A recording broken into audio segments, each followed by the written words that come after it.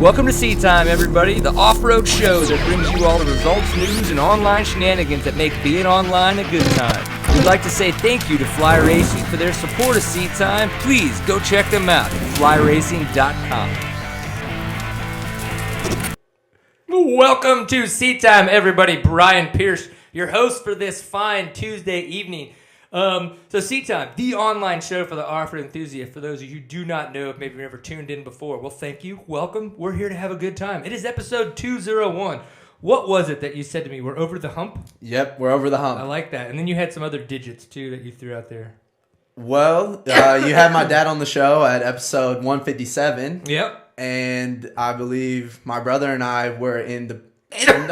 we're in the double-digit episodes. This is going to be horrible. I can already tell I've been trying to eat cough drops the whole fucking day just to get this better. But it could go downhill very quickly. So these guys who don't know, this is Dalton Green. Dalton's been around the Texas scene for a long time. But lately, he's been doing a lot more with schoolwork, with art, design, going overseas, all kinds of cool, fun stuff. So I'm glad you could finally make it on the couch, though, because as he said, he's been on the show with his brother one time. His dad's been on. So... Written a few articles for you. You have. I feel like this is going to be interesting. The elusive contributor. The elusive contributor is like, holy shit, what are you doing, man? So, again, Seat Time, though, brought to you by the fine folks over at Fly Racing. Flyracing.com is where you can find out more about those guys. And congratulations to Colton Haaker. We're going to have him on in a little bit for winning the World Enduro Super Enduro. How do you? Yeah, World Enduro Championship. World Super Enduro Championship. Yeah, that's right. It's Super Enduro. They're trying to get this. World Enduro. How do you do this? Oh my god, it's so awkward. Seems like they're trying to wrap in the Supercross aspect of it. This is when I need a pop filter the most, Steven. Yeah. Right now, we may have to let you be the host, and I just come in every now and again and go. Mm-hmm. Yep, we might have to do that. Okay. Yep. So while he's coughing, we're going to reiterate our two guests for the night will be Colton Haaker and Russell Bobbitt. We'll be talking about the National Enduro Series as well as discussing with Colton Haaker his travels overseas. I know, and you did a lot of traveling overseas. I did, and I can't wait to ask him about a few spots he may have hit over in Spain, maybe some other locations in Europe, just see how he liked it, maybe see if there's stuff he didn't like. Or that you liked that he didn't, and vice versa. What? True. Why is it so awkward? I'm not sure if Brian Pierce is going to be able to contribute to the show tonight. It might be the quietest episode for me ever. But of course, so after Fly Racing, Kinda USA, check them out at kindatire.com. And SRT Offroad. So huge supporters of Seat Time and all the off-road scene. So definitely, if you're an off-road supporter, please go check them out. Now, we were going to say, there's a lot of dirt buzz going on. And we're going to talk about the dirt buzz in a little bit. But before we get to the dirt buzz, I actually did want to talk to you about some of your travels. Because on this show, we kind of like to talk about some of the interesting situations that we may have gotten ourselves into through over time. Especially, we talk a lot about the after parties that I've been to and how many times I've found myself in awkward situations when I wake up in the morning. Right. And so, being that you spent a lot of time in Germany, yes, and you're not the worst-looking American young man, I can only imagine that there were some ladies over in Germany that may have been like, "Hi, Mr. Dalton Green. How you doing?" Yeah, they weren't speaking English. How you doing? That's for sure. Yeah. Yeah. What would they say? Because you probably remember. Well, man, basically all the time they would give salutations in German, and I would say, I don't speak German, no Deutsch, American, and they would immediately ask if I was a soldier, because they had a lot of military installations in Germany, and I would say no. And then that would spark conversation for a couple hours because what is a American kid doing here that's not a soldier? And that was usually in the club scenes that we were at, drinking, partying to music, and enjoying our time in Germany. Mm-hmm. And so that's where a lot of female interaction happened while I was overseas. And it wasn't a club. The club scene is big in Europe. And are we talking like rave kind of scene? Like, what's a club scene like over there? Like, it depends. I mean, it's very electronic based. It's not the '90s rave scene that you would see in America that really stemmed from Right. Europe, but I mean they're way more progressive musically than America is, and they really push a lot of trends that America then co-ops a couple of years later. So it's a ton of stuff that I had never even been like introduced to or exposed to in time. And a lot of the friends that I had there, they're really into music. I mean, that's how I befriended them. I'm crazy into music among a lot of other interests I have. And, you know, that's how I get a lot of experiences that I do. So it was a lot of really progressive electronic as well as throwbacks every now and then. That's pretty much the scene. And I mean, that was clubs in Spain, in England, in Germany, Denmark. You got to go to all that? Yeah, Sweden. Yeah. I don't know what's making me freak out more, the cough or the fact that you got to do all that cool shit while I'm over here Yeah. with a little 3-year-old shithead running around. Hey. You'll be there one day? Someday. Yep. But not quite yet. Not quite yet. No. So you did used to race and ride a lot, but your brother, actually, Dylan, he's been on the show a couple times. Okay. While you were gone and out of town and all that fun stuff. Lil D. Yeah, little D. But, you know, how is it for you to kind of come back and have had your bike sold and kind of like still like, I guess you're not an outsider to everything, but at this point, you know, when you go to a race, you're not a racer. Right, yeah. In the sense that you're not racing. Obviously, you still are. Oh, exactly. I mean, you grew up doing it, but. No, I get you. Yeah, I guess I would just describe it as the point in life that I'm at. Like, I'm transitioning from moving away from my parents funding my riding and stuff like that, and I'm trying to make my own way in life so that someday I can take care of them and fund their riding and their racing, because it doesn't seem like they're going to stop anytime soon. And maybe I could help my brother out and stuff. So that's definitely where I'm coming from and trying to be able to fund my whole riding experience. And that's where I'm at right now. I'm getting right back into hitting all the local series. I know my brother just hit the two-step GNCC openers, Florida and Georgia. And, man, a lot of good memories come up from there, from hitting those rounds and whatnot from 12 and 13. Right. But I'm definitely getting right back into it. It's the sport I grew up in. It was my first love for a sport, and I don't see myself ever stopping. Yeah. So that's me trying to lay the foundation so I can do it forever. Yeah. And we were having that discussion a little bit before the show, how, like, you know, it's unfortunate. I haven't been going to a lot of the races and stuff lately because of the same thing. Like, I got kind of a lot going on right now in the pot that I'm stirring, trying to make sure stuff doesn't get mixed and everything's going proper. You know, for the way that it's just better for my family in the long run, and then maybe we can, you know, make it back out to more races and kind of do that for the long term. Yeah, it's tough, man. But who's to say that people in motorcycle industry with the great love for it can't have multiple and all kinds of interests? I honestly think that kind of lacks in our sport, that the big riders and industry figures, they kind of pigeonhole themselves into riding is life, but there's more to it than that. And you can love riding with as much vigor as you enjoy life, but you can have other interests as well. And what's wrong with that? And you should express that and try to connect with other people that way, using riding as a medium to start that conversation. Yeah, I think that would be you have a big music love as well, don't you? Very very big music love. And honestly, riding has been an instance that has brought some really interesting relationships basically into my lap. I was involved with the Pack EMH release with Justin Bogle, Brad Frace, and Garrett Merkin. And that was 2011/2012, I believe. We hit some commercial success. I would say they did. I was with them the whole time and really enjoyed being a part of it. And they're currently working on music right now, and I would be glad to say that I'm involved in helping them make decisions and kind of discuss what kind of quality they're striving for and helping them achieve their goals. Very cool. Yeah, so all like that happens, as well as staying in touch with the underground hip-hop scene here in Dallas-Fort Worth. Is there a striving one? There is. Thriving one, I guess, is the better way to say it. Yeah, definitely. There very much is.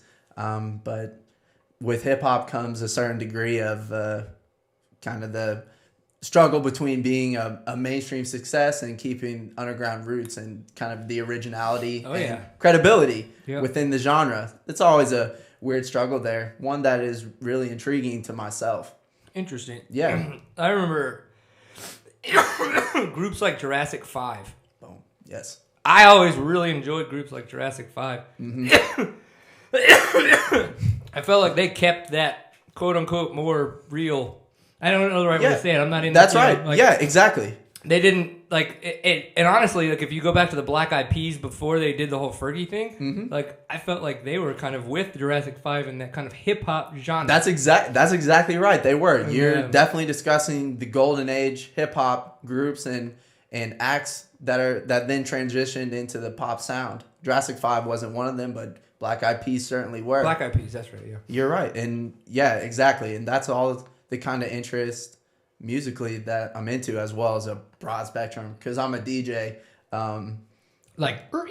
That's right. Yep, a scratch DJ, a bedroom DJ, one that. Whoa, what does that mean? Well, bedroom DJ, like I don't go and do the club circuit, just as motorcycle racers go to the races every single weekend. Can I be a bedroom racer?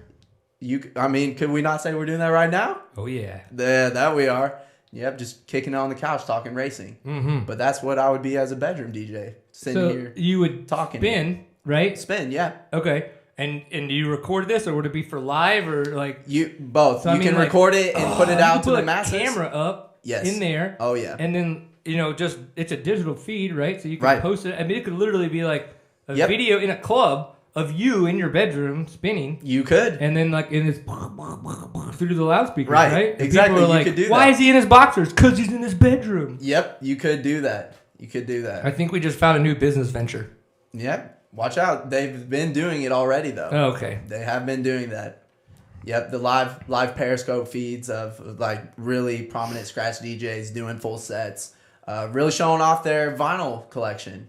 One that I'm building currently right now, because these guys are really involved in music in the broad spectrum of it. Right. That's what they love and cherish and show off and then manipulate into cool, usually hip hop compositions. Nice. Well, we're gonna get ready to get Mr. Russell Bobbitt. Yeah. Let's get back to racing. And no, that's fine. It's good discussions for sure. Right. Now, obviously, we can all tell I'm having a little bit of an issue. What's that? Well, yeah, more than normal, or is it actually something different? Right, oh wait, I should notice there's an issue. Okay. So we've talked a little bit about some of the stuff we were going to chat with Russell Bobbitt about. So if it seems like it's a moment that I am incapacitated, don't worry. You feel free to be Woody for the evening. Okay. But yeah, let's get Mr. Russell Bobbitt on the show and see what happens. For those of you who don't know, Mr. Russell Bobbitt has been around for a long, long time. National Enduro champion, all the fun stuff. Did some GNCC racing, lots of OMA racing. Right. But, for the past 2 years, he's been back on the KTM squad after being on the Husqvara squad before. Then, obviously, Husqvara getting shut down, Husqvara getting bought by KTM, all the kind of fun stuff that goes along with that. Mm-hmm. And then back to KTM. So, I know it's somewhere. Oh my gosh, Mr. Russell Bobbitt, what are you doing? Hanging out. I feel like I'm doing some kind of weird dance trying to figure out where my headphone walked off to on me. How you doing, Russell? Good. Good deal. Getting you loud and clear on FaceTime. Is that correct? Yeah. Good deal. Good deal. Good. I like it. Well, dude, it's been interesting so far because I've been having a lot of coughs, if you will.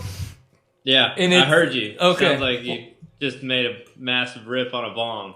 I wish, honestly, that would be so much more enjoyable right now than the bullshit that I'm going through. So, if I do wind up getting into one of those fucking fits, he already knows that he's taking over for the evening, and I'm just going to hang out over here and try not to die.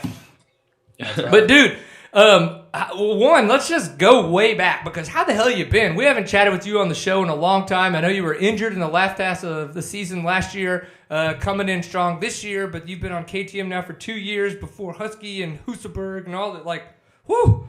We haven't had the show in a while. So, dude, how the hell you been?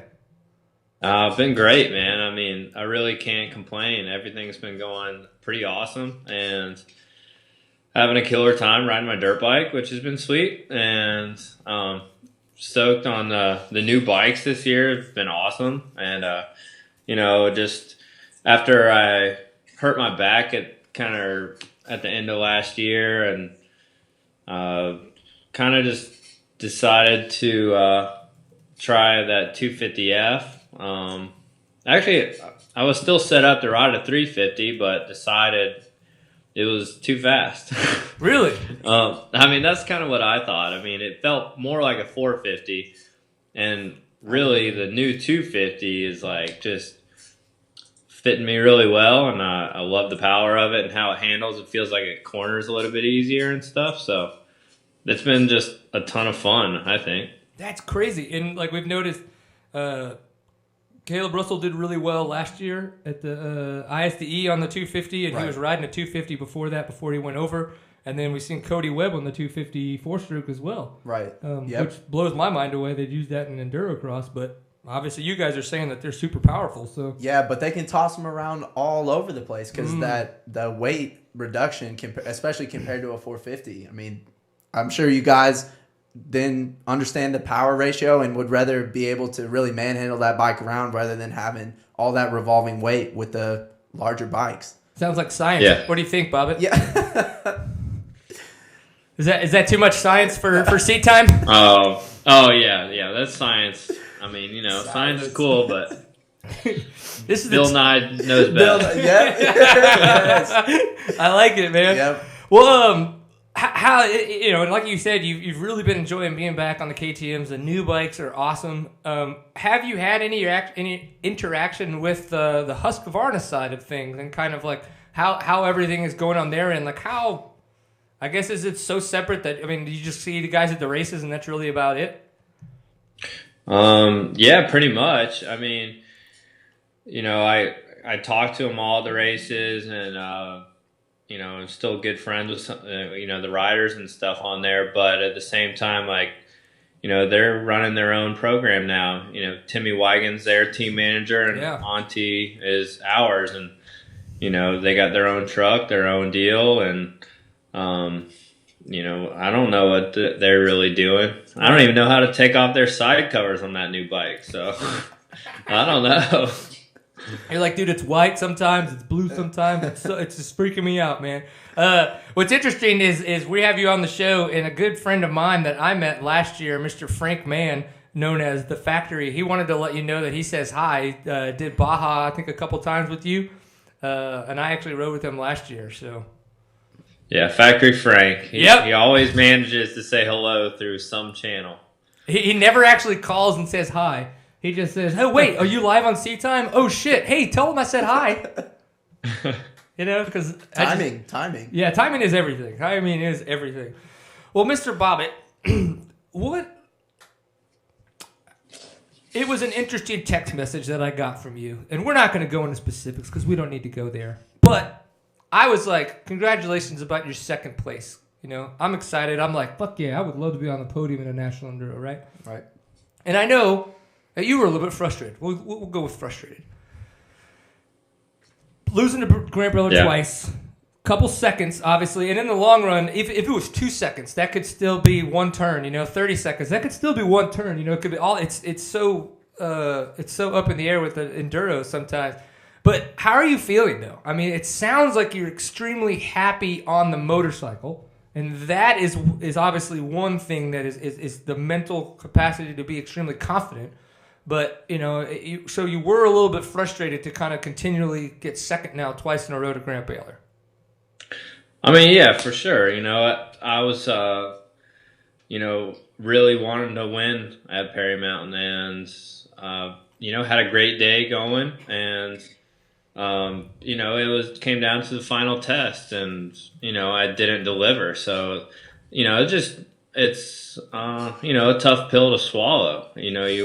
You got high hopes for yourself. You want to win, and second place just it doesn't sit well. It doesn't.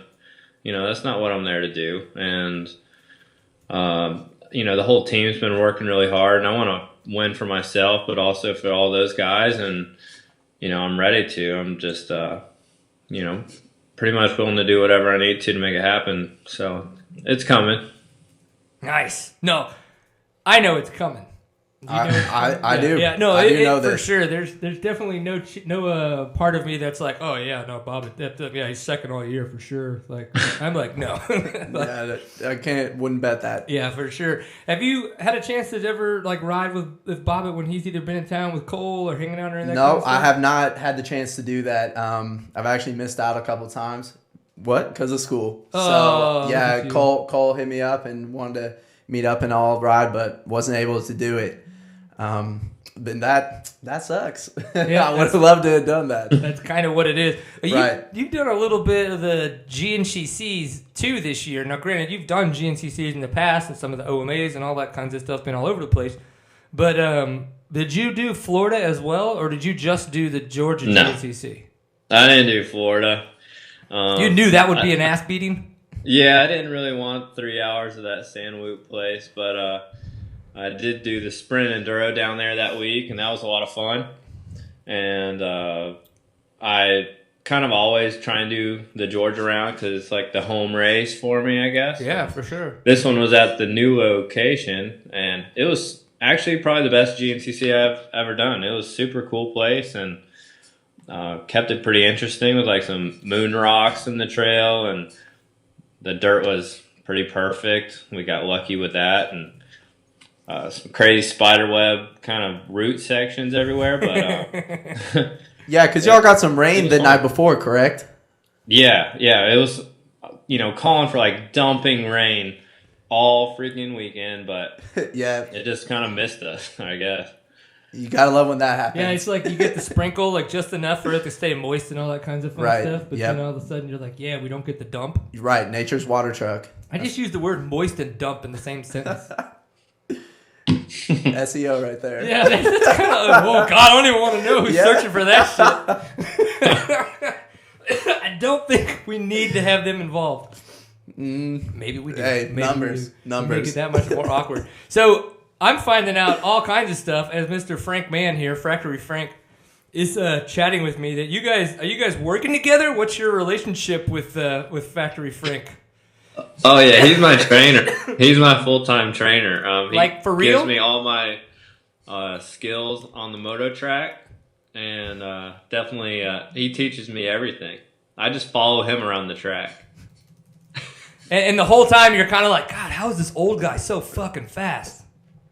Yes, it's just like, how does he do it sitting so upright and like just turning 18 times in every rut? It's impressive.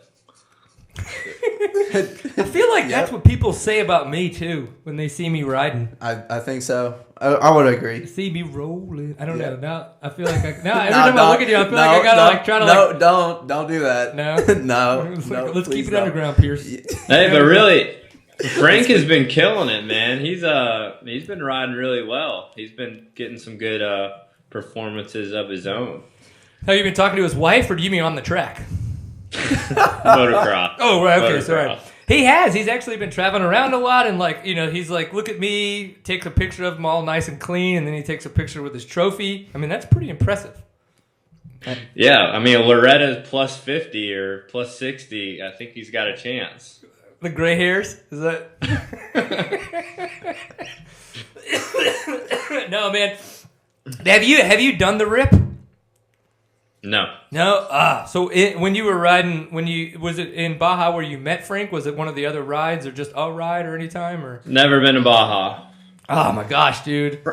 Frank's just a old go back in time, known him forever. He actually lives, within an hour from me, so he comes up to the house. He's ridden here one time, and we go to some moto tracks, and he'll just show up out of nowhere. He's always in his van going to moto tracks. No matter how far away they are, he'll be there. That's fantastic. Living the life. Yeah. Dude, yeah, he drove his happy ass. Oh, no. I think he flew this time, but there's been quite a few dudes. He might have driven that drove from the East Coast to Southern California and then did the rip and then drove back. Like, there's no Hey, way. road tripping, man. Driving that, whatever the F it was, 22 hours or whatever, from Dallas to San Diego to San Clemente, wherever they're at. It's a tough one. Oh, my God, that was insane. Yeah. I just got a weird I got a weird question for you, Yeah. Mr. Bobbitt, and I'm just gonna go for it. Sure. So it's, and we're gonna call this guy out too. Michael Kasberg wants to know Excellent. how much chest hair you have. Oh, Kasberg. Ask your girlfriend, Michael. Oh, there it is. Nice. Oh man, probably ask his boyfriend too. Yep. That's not weird. That's not weird at all. Kasberg. Oh my gosh, I love it. But no, you've never been to Baja, huh? No. That really kind of surprises me. Yeah, I think you would enjoy it. I mean, like, what kind of open terrain stuff have you done? I mean, besides some of the ISDE stuff where you kind of like run across everything, I think. I would think. Open terrain. I'd avoid that, I think. It's like, you like the tight trees? I tell you what, one of the coolest open terrain experiences I had, I was riding with Kurt Caselli up near like Jawbone Canyon and out at Red Mountain. And we did some of the coolest, most like open riding I've ever done. That was like awesome. Yeah. I think having done the Baja Rally, which was fantastic, and then going and doing the RIP, I have a new appreciation for like desert riding. I up until those two events, I had done some stuff in West Texas, and you've been to where the same places I've been in West Texas, Russ. It's kind of open and stuff, but true desert. I had never seen true desert before, and it was absolutely amazing. It's weird, especially when you come to the coastline. Yep. And you're like, that's the Pacific Ocean, and there ain't nothing. Like, you don't see anything, obviously, except water, and then you just realize that there's nothing for a lot of miles. It's kind of like one of those weird, like, you have a moment. Right. Yeah. It's interesting. I get that. Yeah, you're having a moment. You're having a moment, but you could probably do that on your coast as well, because you've got that Atlantic, I guess, over there. Right, but you wouldn't be going through desert to get the Atlantic. That's true. You get to go through some the nice Northamptons, like waving at everybody on their beach. Right. How's it going? So full gas sprint enduro. How much have you enjoyed those? A ton. That's my jam. Yeah, I mean, I bet. Other than normal enduros, which I still love, but they're just a blast. It's fun as hell, just hanging out with your buddies. In between, and you get to go out and just rip awesome grass tracks and pin it through the enduro test. Yeah. It seems, and again, like I've only done the unfortunately had the pleasure of doing some of the local stuff. I haven't had a chance to do the full gas stuff, just trying to figure out the time and the money to get over there to do it, right? Right. But yeah, it seems like it would be the bee's knees, if you will. Yep. The jam, your jam? Would it be your jam? Yeah, I mean, it might be. My brother's done a few, and he raves about them, and I've never actually done an enduro. You're like, I don't even know how to bike, buddy. Shut up. Yeah, exactly. Right? Yeah. Why are you bringing me here? Damn it, you're bringing the dark clouds. Exactly. No, I think the craziest thing I did was the land speed record in Bonneville. That's probably the most different genre of riding I've done. Really? Yep. How was that? That was definitely an experience. One of the best I've ever had was the land speed racing. Is that fantastic. just like put your big boy panties on and sack up? Just hold it. Just hold it wide open. Yeah. Yep. On the salt. What would you think about that, Mr. Russell Bobbitt? I don't know. I'm sorry. I got kind of sidetracked. One of my good friends just texted me and said, I guess they're going to have a baby. Bryce Bingham and Aaron Coomer? I do. I know, yes. Well, I don't know if they're trying to keep this under wraps. Oh, well, now the internet. Yeah. I guess they're having Exclusive. Kid. Yeah, exclusive on C-Time. Can we get? Are they having the baby right now? Yeah. Because if we can get them to no. FaceTime, Live feed. and then we bring that in, it would be really weird. No. Live commentary. Yes. And there's the crowd. It started to crest. Not that far. No, not at all. It's actually they're still. No, I was going to go somewhere. I was like, no, don't go there. It was about to get weird. Yeah. Sorry, what were you really asking me? I don't know. Oh, he was talking about. He said he actually had a chance to do the Bonneville salt flats, where you go out there for the land speed record. I mean, Would that be something you think would be bitching, or would you be like, no, I'm going to leave that to the crazy people? No, not into that. Sorry. I don't know. Not my thing. No, it's not for everyone. No, I would have to have like some like cojones warm up. Like, yeah, you know what I mean? Like, is there like, where's the baby lane? No, they do that. And if you've never done it before, you can't just go out there and pull a 200-mile-an-hour run. Okay. You have to go. You have to do a full run at, I believe, like under 100, so 75 to 100 miles an hour. Stay in that range, and then pull off safely because that's a big deal for them. Exiting the track. And then from there, you then have to graduate to the next level, go 100 to like 125, somewhere in there, 125 to 150. And then after 150, you're free to go 400 miles an hour if you can reach it. Whatever you can get to after that. That is some scary ass shit. And it's amazing to see because I think what did they have? Speed Demon, the real super futuristic looking motorcycle. Well, it looked like a missile. Going like I think they're trying to somewhere between like the 250 and 300 mile an hour mark. And it's amazing to, you can't fathom it until you're there. And you're like, that's fucking fast. That is, yep. And you see them probably miles in advance and just, because it's so flat. And then you can't see them because of the curve of the earth. Science. You've got a whole nother like level to this show. That's what we're trying to do, that right? Okay. Yeah. Well, then all right. Let's step it up. Babies being born and speed happening. I like it. I got some interesting text messages from other riders as well. Again, I don't know if we're supposed to talk about some of the stuff that people tell me. And it's not like people tell me a lot, believe me. It's like C-Time, a.k.a. Moto TMZ. Yeah. Yeah. Oh, my God. Selfie. There were some people... Are you bored? What? No, I'm listening. You're talking about text messages. I don't know. I'm texting too, so it's okay. So how tight was Knuckle Buster? Like, tell me like how tight it was, because I got some text messages back when I was asking about how it was. Some people were like, and again, some of these people were people like me that really like tight stuff and like okay with it, and they were like, "Fuck yeah, it was awesome." And people who don't like tight stuff were like, "Oh my God, it was way too tight." I wouldn't say it was way too tight. I mean, they did a killer job. There was some of everything. You know, the first kind of couple tests the first test was pretty fast, like kind of old hair scramble, kind of puddly course, I guess. Yeah. And second test was a lot more technical and had some mud holes and jive like that. But third was actually, I think, pretty tight. I mean, there was a couple sections where it was like established kind of single track, but through like pines. It felt like I was in Georgia, like at the Cherokee, a lot like that. But they had a good mix. You know, fifth test was like flowy, fast, like awesome. That was the bitchin' like awesomest test of the day, I thought. And some of everything. I like it. Yeah, Maplesville, Alabama. Right, Perry Mountain? Yeah, I was 12 years old, and I had done the kids race, and I was so fat and chubby and I had like this old gear. There's a picture of me after the little kids race and stuff.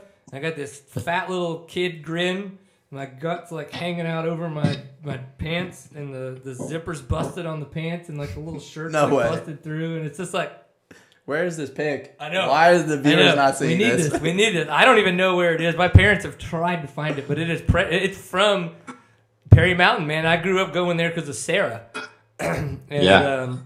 I loved that place after I was about 16.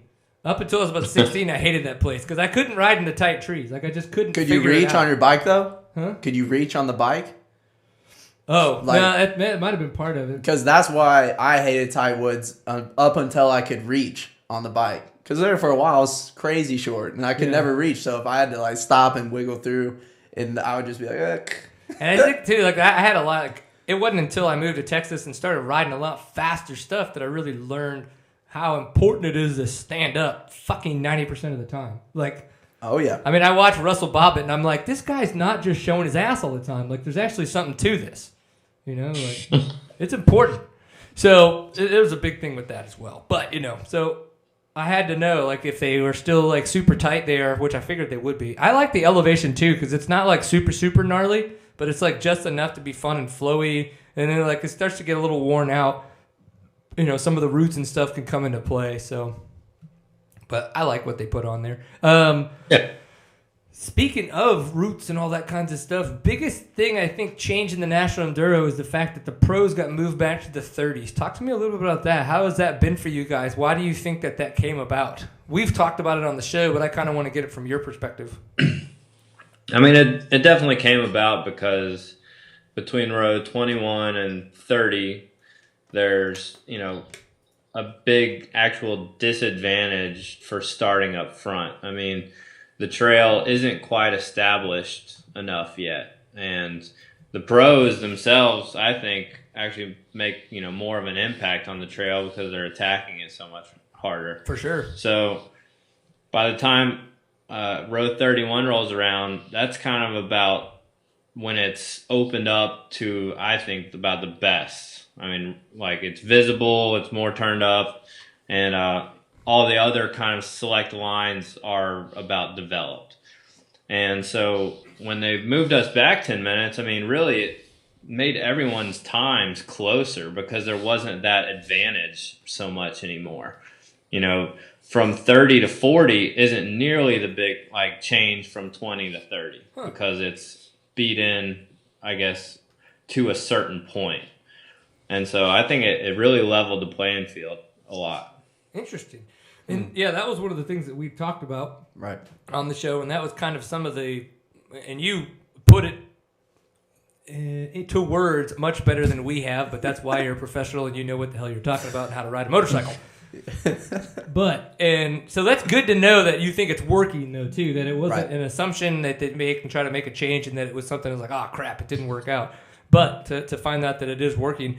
And I think it's cool too now that the AA guys get to move into the 20s because it probably was tough for them. I mean, granted, some of those guys could pull, you know, following you for a while, being on your row. But now they get a chance to really kind of see, like, level set how they are against you guys and kind of start to compare times and race those times more than they would be, like, starting the test and trying to follow you.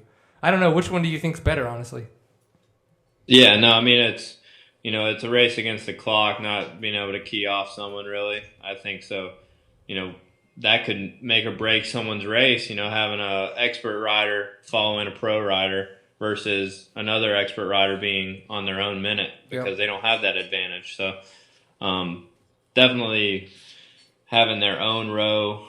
And, I mean, still 20 to 30 are great rows, so it's a perfect, I think, race selection for those guys. Right.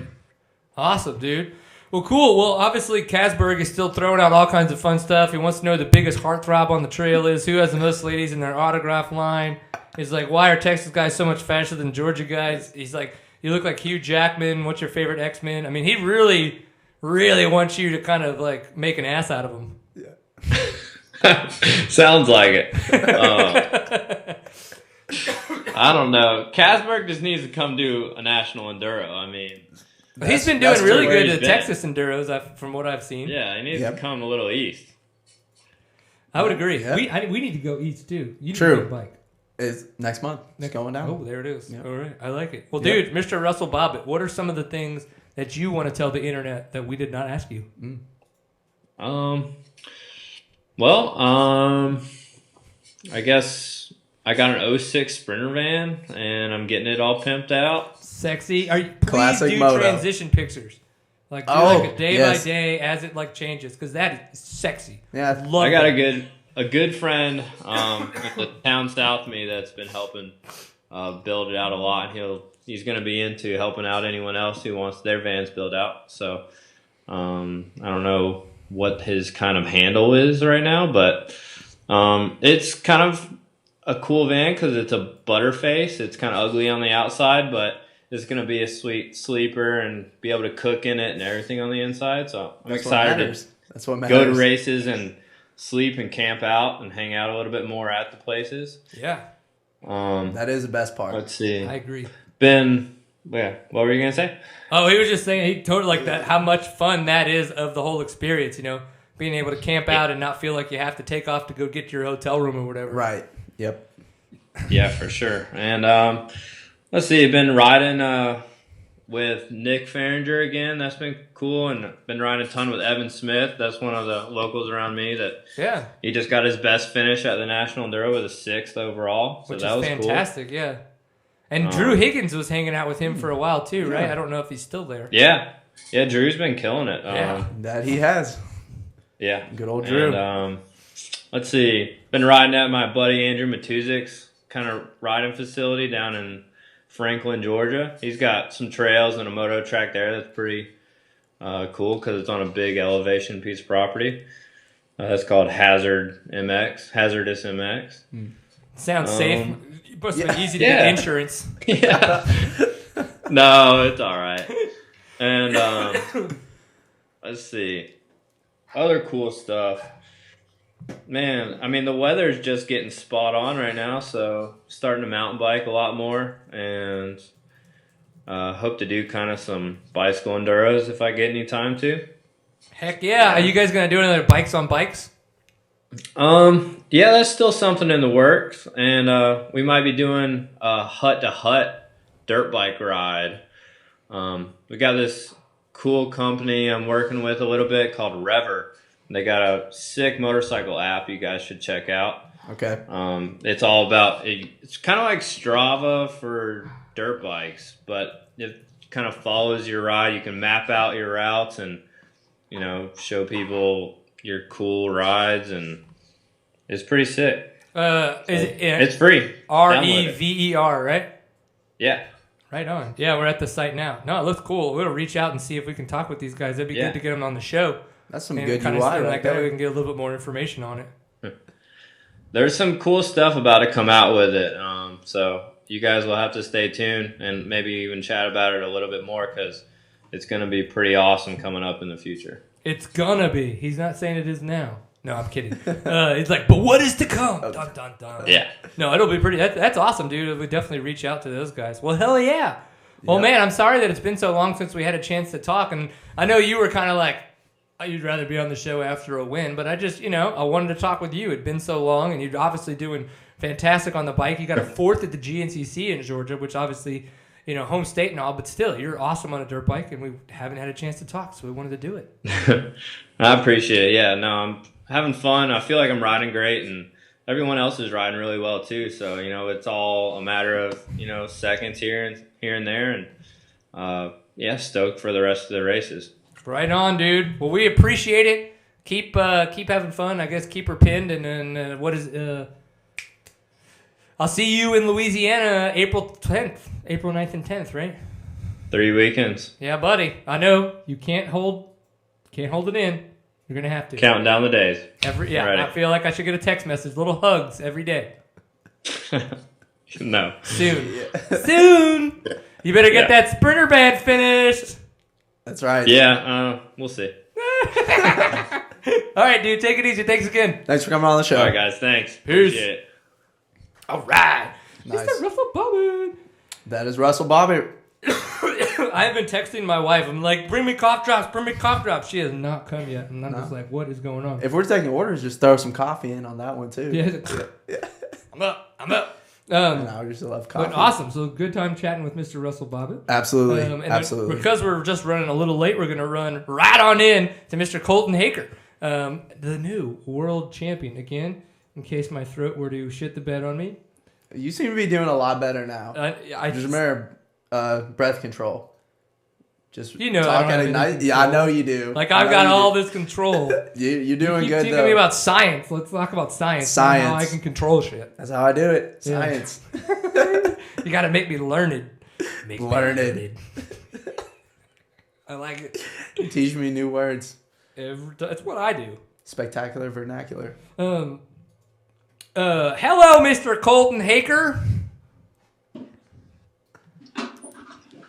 We got audio coming in loud and clear. What's up, guys? Yeah! There he is. Woo! Dude, okay, so back in 2013, 2014, in August when we did the live Enduro webcast, Jordan Bailey was always going, Haaker, Haaker, Haaker, right? Then everybody online was like, it's not, you know, and we know it's Haaker. But she was just nervous. She kept saying that. But so I have to say, being in Europe, how much was your name like just totally finagled? It was always Hacker. I don't know. It was hardly ever Haker. It was hardly ever wrong or hardly ever right. Yep. That's hardly. okay. But now you're the world champion, and you can be like, guys, this is how you say it. Like they need to learn it now. Yeah. Yeah, I think that they'll probably just keep saying Hacker. It's all right. The PR team's like, nah, we don't have time for this. My championship shirt said Haker hacks it, because I think that they're like Hacker hacks it, you know. Right. So they put. I got one right here. They put yeah. Hang on a sec. We could make I this turn work. this.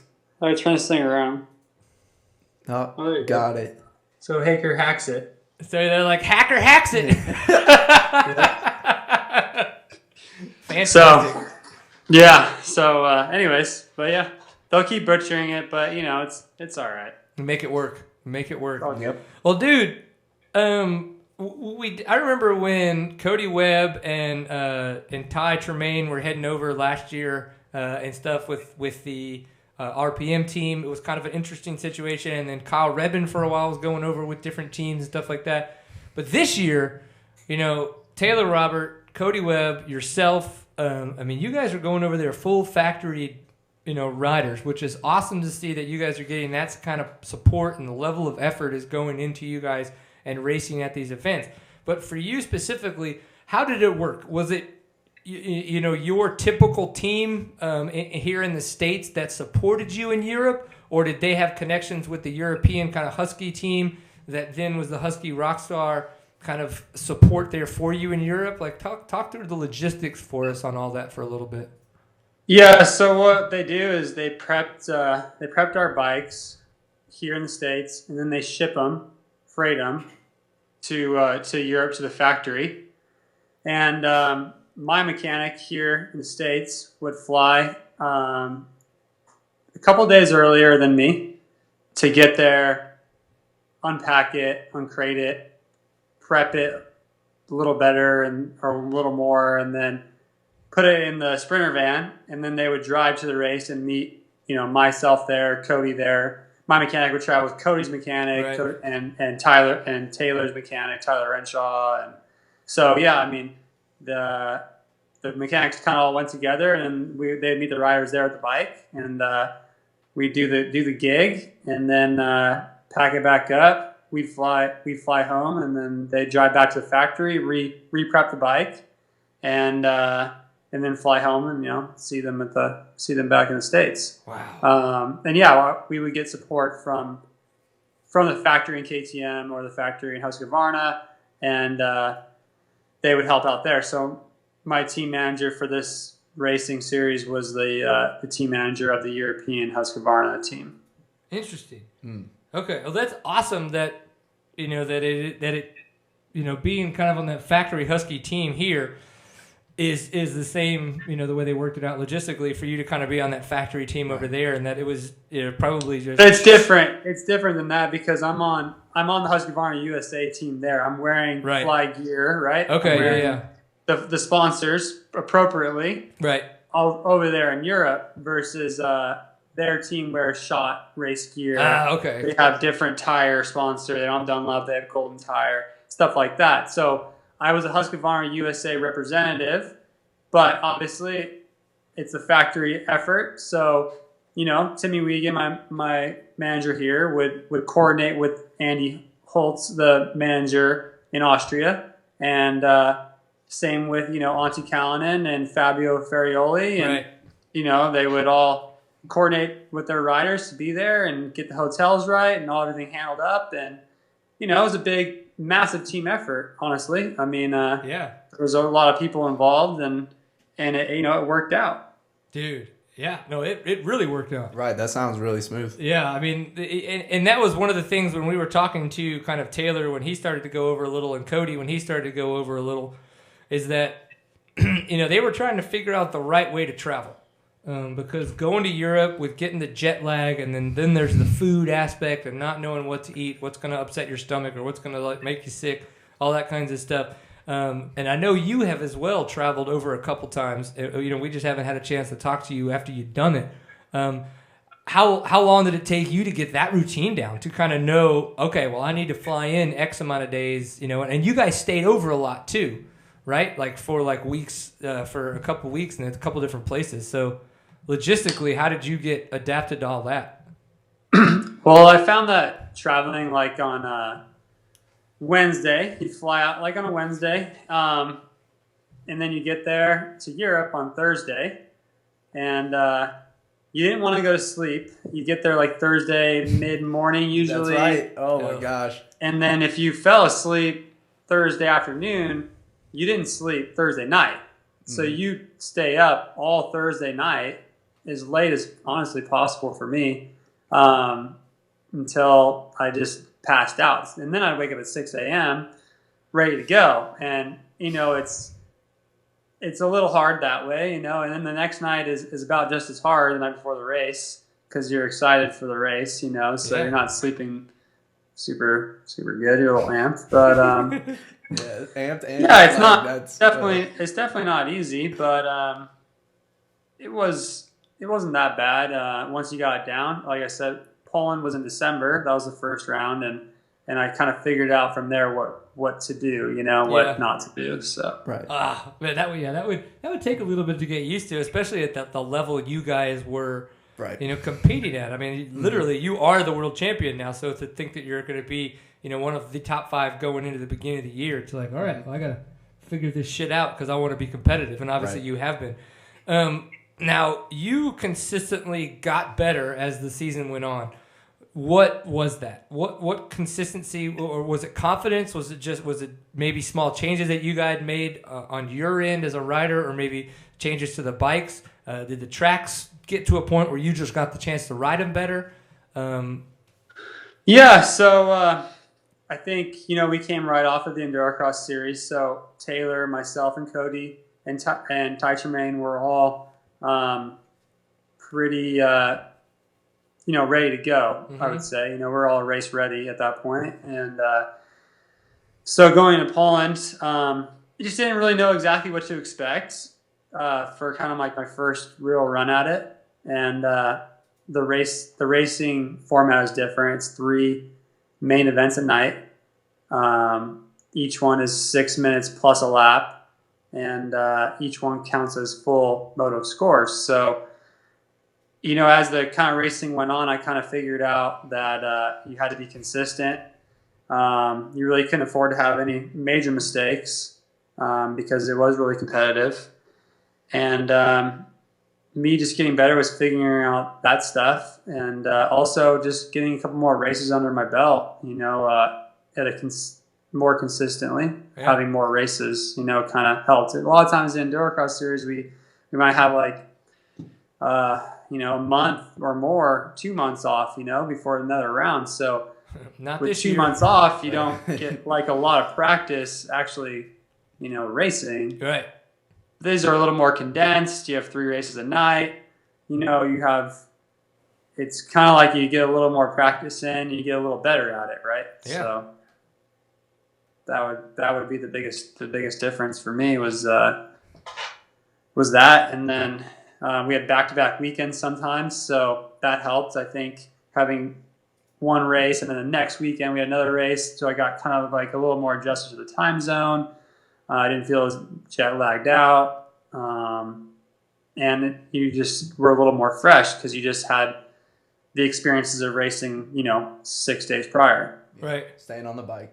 Yeah. That helps a lot. Oh man, that's crazy. And to even think of the extra logistics that go into the fact that it was Argentina and then Brazil, I think, in that case. Yeah. And then you guys did gosh. Prague, and did you guys stay over for Prague and Spain too in Europe? Yeah, we did. Think of that. You're not just planning one weekend; you're planning 2 weekends. All the hotels, all the bike stuff, all the transporting of everything. Oh yeah. They were probably needing to know what they needed to do a month in advance, so that you're ready for it mentally. Now that's science. No, nah, no That's way. bad. Yeah, exactly. Getting it figured out. Well, what was the biggest? I don't know. Maybe if you had one, but like, what's an aha moment that you had over there that you were like, something that just kind of like caught you out of the blue, or you learned that just kind of like, holy shit! Like, if you hadn't been in that situation you were in doing the super enduros, that you probably either never would have learned or never would have come across, being in those situations. I don't know. I guess the culture. I guess going to these different places, you get to see places you've never been, and some of these places were pretty interesting. Brazil and Argentina were I was a little taken back by the areas there. Yeah. And just I kind of like the different way the culture is and stuff. Yeah. That would be kind of like the biggest differences, really. I don't know if you're asking racing. Oh no, honestly, like it could be. I think because it's interesting. Like with Dalton going into Germany for half a year, a whole year, whatever it was. Like he had all these kind of crazy experiences, but he could, and I've had all kinds of weird experiences, but some of them are experience I had for the reasons I was there, and some of them are just weird, random things that happen because life. Whatever just kind of comes up. So the tracks, though, if anything, we can say that they look way different from the endurocross tracks that you guys are used to being on, specifically, I think, preparation-wise. They seem to deteriorate a lot and maybe not as kept up. And good, bad. Some people say they want them more rough, all that kinds of stuff. I hear that every Saturday night. More rough. Okay, you got it. Oh jeez. But we're talking your A game. Yeah, bring your A game. So talk to us about the tracks a little bit. What do you think about those guys? So that's interesting. We had Schaefer Tracks built Brazil. Okay, awesome. Didn't even know that, but that's good to hear. Right. So Holger Detman, he's a German guy. He built the German track, and his crew and him built the Germany track and the Czech Republic Prague track. And then the rest of them were all done by basically clubs, individual clubs from Poland, from Argentina, from Madrid, all did, individual stuff. Poland was the first race, right? I guess this would be kind of an aha moment. Was between the races, they didn't have any more equipment or something, and the soil was really soft, so it rutted up really bad and really quick, and every time between each moto, between like our moto and the next, they'd send like 20, 25 guys out there with shovels just to like get all the ruts out, and rakes, and they would just go to work, like just get out there and just shovel it up real quick, pack it back in, make it look pretty again, and then they'd have another moto, and then after it's done, right back out there, and it's like dedication. I felt like kind of like half of it they built with shovels, but it actually ended up being a really fun track. It was more open. There was we actually went up a whole flight of stairs up to the second or third story, right. And then dropped back downstairs on the other side, and the track was a little more moto-y, there's a little more room for moto to get a little loose, and it was pretty fun. That was a good track, a good way to start, I thought. The stadium was huge. Germany was really well kept. The guys did a really good job building that one. It's probably my favorite track of the year, honestly, just the way it was built. Super technical, but also had some super technical jumps in it. Where was that one in Germany? It's in Riesa, Germany. Oh, okay. Which is like East Germany. Yep. GDR, baby. And then, from there we had the two South American rounds. So one of them was built by Schaefer, and then the other one was done by the guy that does the motocross, that had prepped the motocross FIM event down there in Argentina. So it was pretty motocrossy, and it was outdoors. I remember that one. It was more like an arena, like an open arena kind of thing. Yeah. They basically brought in like grandstands and stuff, I think, and then had it there. But it was pretty cool. It was, like I said, there's a little more variations between each country and each track, right? Right. completely different soils. There's some outdoor stuff. In Brazil, there was a crazy storm, and it was raining. It was coming into the stadium through the rain. Like, the rain was coming in, like, the night before. Gnarly. Wow. Like, they had, like, the sides are a little open. The stadium's really old there, and then in Madrid also, half of it was, or a quarter of it was outside. You know, the last matrix section was outside, and it was raining in Madrid when we were there, which doesn't really happen ever. It's kind of like California weather. Yeah, it doesn't. So that was kind of interesting. And yeah, there's just a little more variation. You got to be ready for about anything. You know, when I was getting ready for this series before Poland, I changed my track a ton. I made a bunch of awkward stuff that I personally did not like riding. It wasn't fun to me, but it was stuff that I just had to do and get comfortable doing and riding just to make myself ready for whatever they were going to throw at us. Because you kind of know what you're going to get in endurocross. It's kind of a similar thing each time. You know, it's pretty cookie cutter. You know, they got their setup and what they build and how they do it. And yeah, the rock pile might be different, but you kind of know the rock pile is going to be this way. And we've also been to those events a couple years in a row, and we know the rocks they use and the way they look and, you know, the way they grip and stuff now after 5 years of racing the series. So, I mean, I had to be ready for whatever, you know, and that was kind of interesting part of the series. It was pretty cool, honestly. Yeah, a whole nother dynamic that is something that you guys have kind of grown away from in you know, the endurocross in the States. It sounds like where you kind of can see obstacles and kind of see the same rock. You're like, oh, now we're just using the other side of this one from last round. Yeah. You know how it's going to kind of react and all that kinds of stuff. That's interesting. I wouldn't have thought of that, but yeah, it's a whole nother beast. Right. Because it's not being consistently built by the same type of people, so it's not being consistently built at all. No, it's not predictable. Yeah, there you go. It's not predictable. Yeah. Look at that guy just coming in with the words. No, and the racing was really good. You know, there was, like I said, a couple Americans came over. So it was Taylor, myself, Cody, Ty Tremaine, Kevin Rookstool, you know, and then they had Taddy was back. They had Johnny Walker, you know, and he's super good, and he was leading the series for a couple rounds. And then, you know, they had a stacked field out there, you know, 16 riders pretty much at each event that were in the main events, double gates. And, you know, in the second race, they invert the start. So it's kind of chaotic that way because, you know, all the fast you guys start in the back, right? For that. Right. So that makes it, you know, a little more or less predictable as well. So, I mean, yeah, there's a lot more variables to it, you know, and there's a lot of stuff I had to adapt to and learn for my first year over there. So I'm pretty happy that I was able to. Not only did you adapt well, you became the world champion. So let's go with it. Initial thoughts when it happened, and now current thoughts as you've had a chance to let it soak in a little bit. Well, you saw me celebrate, so it was very impressive. Very impressive. 0 to 100 real quick. Zero. Yes.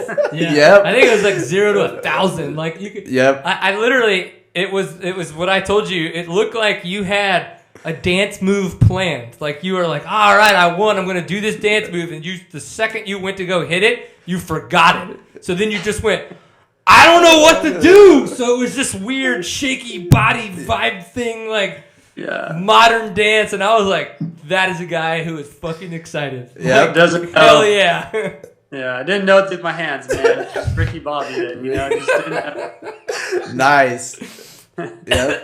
As you should. So now that you had a chance to rewatch that multiple times and go, shit, I should have done something different, or I should have had something planned. How are you feel now about it? Or, you know, kind of put it into words.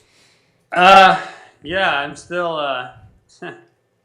I'm still not off the high, no doubt. I'm just still. I'm a little jet lagged now that I'm home because we were there for like 14 days. So now I'm actually kind of messed up here. My sleeping schedule's a little off, and I'm just trying to get my life together right now. I had a lot of laundry to do and had to get the house cleaned up. I got home. I didn't have any clean underwear. It's like, what the heck, man? Underwear left. Just but it's soaked in, you know, and I'm stoked. I'm ready for the next chapter, the next race, ready to move on here and get back to training. I'm super motivated to get that same feeling back. It's a freaking drug that dude. That it is. One I've never had and probably never will. But that's okay. I can just pretend. I can dream. You can get it, Brian. I can dream. Go get it, Brian. You have to find something you can win. I know. He's right. Life. I've won. I feel like I'm doing a pretty good job. Hey, I'm happy. Yeah.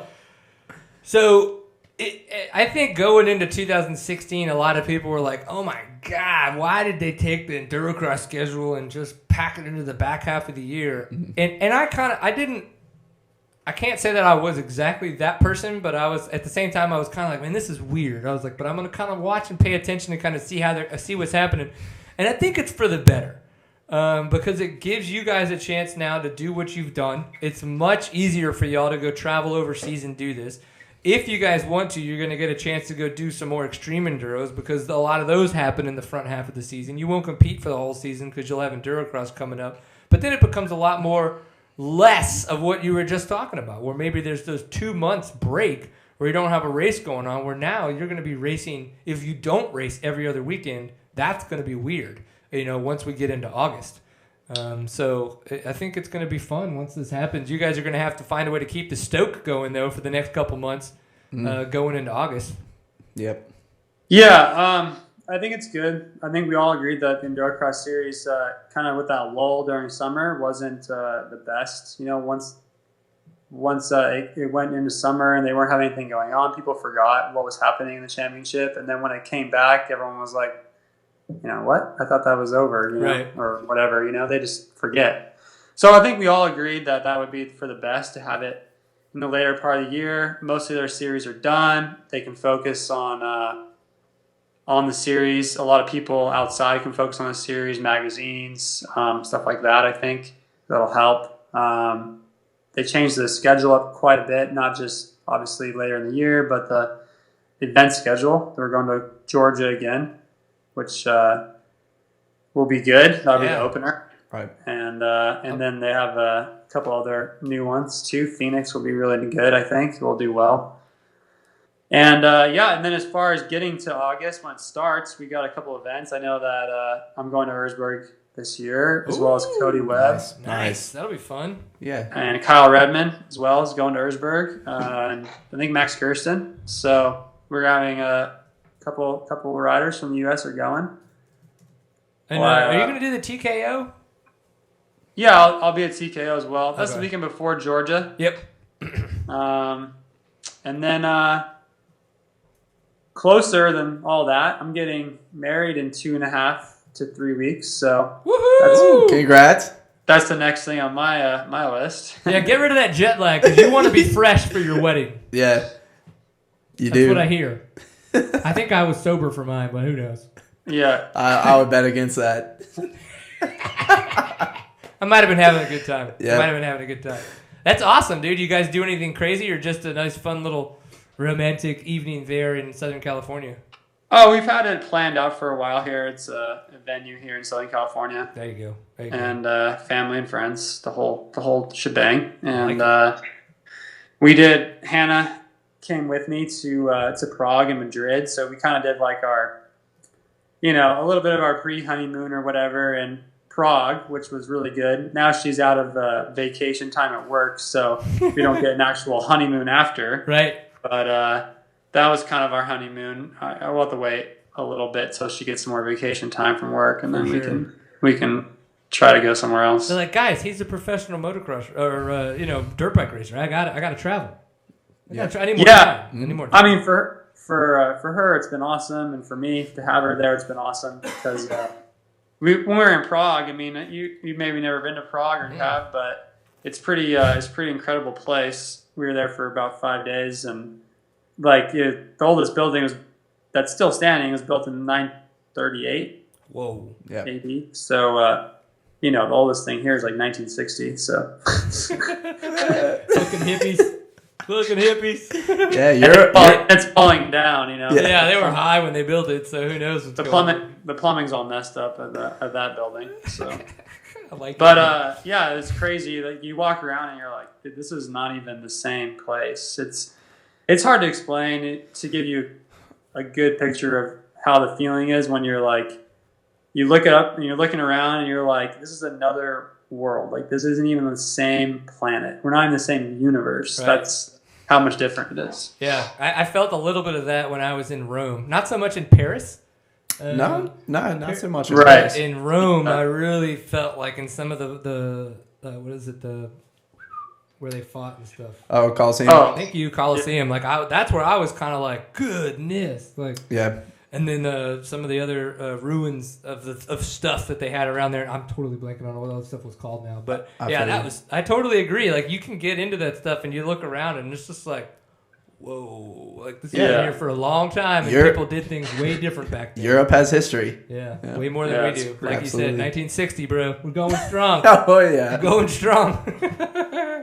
Well, hell yeah, dude. Well, we don't need to keep you all night, man. I know that you got a lot of jet lag to get rid of and family and friends to see and hang out with and maybe some sleep. But do you have any more quickly before we take off, any more fun paraphernalia you can show us? Yeah, I got a couple things here.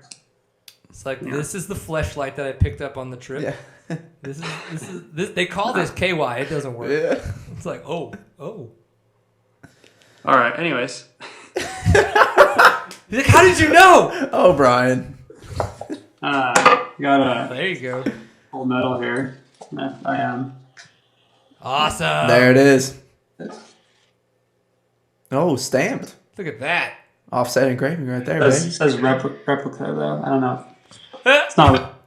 Did not they gypped him? I guess it's not real gold, huh? We got this trophy. That was the first place trophy in Prague. Oh, sexy. That is And nice. that's one super cool thing about these races too. Each race has its own. Trophy or whatever, but it's always different. Something unique. Something unique. It's pretty cool. Something you can actually look back on and be like, "Wow, that." You can look back and remember that specific event, right. because of the trophy a little bit versus a plastic one. Yeah. That would be pretty fantastic. Well, dude, congratulations. It'll be great to catch up with you in another month or two once you've kind of gotten some training going again and getting ready for some more of Erzberg and all the fun stuff that goes along with that. But yeah, congrats. Have fun getting married. Good luck training for Erzberg. And I know if nothing else, we'll see you at TKO. And congratulations, dude. It's an epic accomplishment. Thanks. I appreciate it. Thanks for having me on. Absolutely, man. I can't wait problem. to do it again, right? Yep. Can't wait. All right, guys. Have a good night. Thanks, man. You too. See ya. Thanks for coming on. Yeah. Well, man, that's got to be, like you were saying, like kind of like being in another world.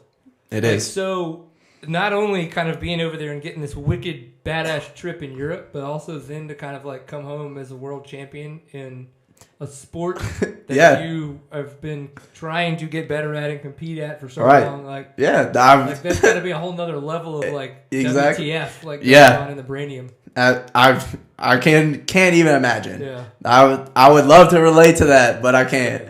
No, not at all. But You'll get there with your design stuff. there, I guess. Yeah, I guess I will. There's design competitions. There is. Well, I painted with Obey while I was in Germany, so that I was saw those pictures. yeah, that was amazing. In fact, I made those low key. They offered me a job while I was over there, so I'm excited about that. John Furlong, great guy, Yeah. as well as the rest of the team. But man, Colton Haaker getting it done overseas, that's insane. I was just going to a desk the day I got off a flight. I couldn't imagine having to set up for a race. You're like, okay, yeah. Jeez, that is, Got to be intense. yeah, that's another level. That I would love to try it though. Right. I mean, who wouldn't? Who, give me a bike. I'm Yeah, in. exactly. Some of the stuff we didn't touch on was the recent Dirt Buzz. Of course, we had the National Enduro this past weekend, the Knuckle Right. Buster, round 2 of the National Enduro Series, where Grant Baylor got another win. Russell Bobbitt came in second, and Stuart Baylor Jr. in third. Good to see Stuart Baylor Jr. Getting some good results. He's been injured for the past couple of years, but he's been extremely consistent lately. getting on the podium now with the GNCCs, getting 4th place at Sumter, and now 3rd place on the podium with the National Enduros. Right. Great to see for Stuart Baylor. So I'm glad that that's going for him. Obviously, Super Enduro in Spain. In the Super Pole for the weekend, Cody Webb was the one who got the win, Colton Haaker, and then Alfredo Gomez in 3rd. But obviously, points-wise for the World Championship, Colton Haaker got the World Championship there. In the Virginia cross-country hair scramble stuff, Brad Bakken got the win this past weekend, and Greg McDonald in 2nd, and Robbie Norwood in 3rd. It looks like Brad's kind of stepped back a little bit. I think I've seen him in some of the National Enduros, but I got to check in with him and see what his AmPro deal is this year. Yeah. But we're going to have to get him on the show and kind of like learn more about what's been going on there. Right. With him, I know he's at least engaged. I don't know if he's married yet. Yeah. AMA West hair scrambles this past weekend off on the West Coast. Nick Burson getting the win there. Corey Graffunder in 2nd, and Travis Coy in 3rd. Travis Coy, big works racer. Does a lot of racing and riding the West Coast. Boyfriend to Casey Martinez. Right. But great rider, riding for KTM, or riding KTMs. But I think the thing's going to come down to Nick Burson and Corey Graffunder. We didn't see Kyle Redmond up here like we have in the past. So as this kind of comes down with Nick Burson and Corey Graffunder going for the title, it'll be tight for those guys. That would be an interesting race. Yeah, for sure. To see how they kind of figure it out. So one of the things that I thought was going to be fun is we're going to hold this off to the end, so that way, at least for now, there's a lot less viewers as we do this, is we've got the last lap of the Super Enduro as Cody Webb and Colton Haaker are fighting for the championship. And the way it worked out, 5 point difference. I think I'd have to double check my points, but I think if Cody Webb would have won, he would have got the world championship. If Colton Haaker won, he would have got the championship. So obviously Colton Haaker won and got the championship. Right. But I figured, why not commentate? Hey, yes. I'm down with that. So let's go. I think it could be kind of fun. Steven, I don't know exactly what we're going to do, so you tell us how this should work, and we'll... Yeah. We're going to watch that screen. Excellent. Play it over here. You're going to play it over here. Okay.